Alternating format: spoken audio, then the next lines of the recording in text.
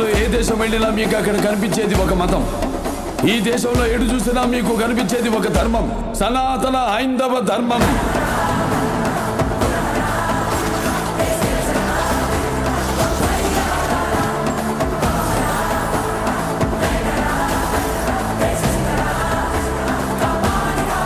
దేశం జోలికి వస్తే మీరు దండిస్తారు, దైవం జోలికి వస్తే మేము ఖండిస్తాం. మీ భాషలో చెప్పాలంటే సర్జికల్ స్ట్రైక్.